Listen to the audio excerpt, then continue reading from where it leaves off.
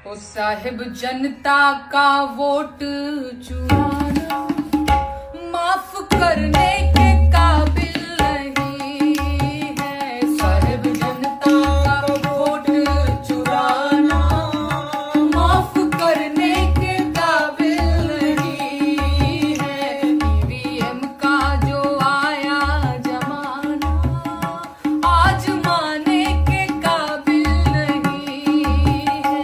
EVM का जो आया जमाना आजमाने के काबिल नहीं है।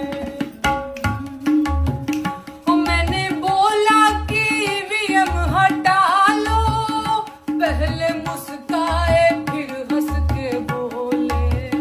मैंने बोला कि ईवीएम हटा लो, पहले मुस्काए फिर हंस के बोले।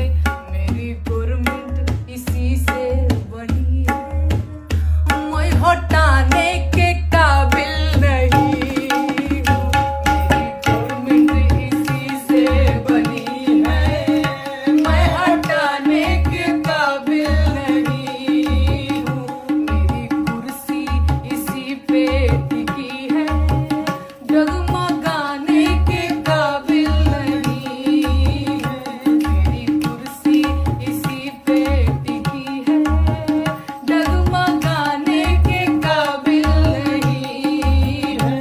साहिब जनता का वोट चुराना माफ करने के काबिल नहीं है।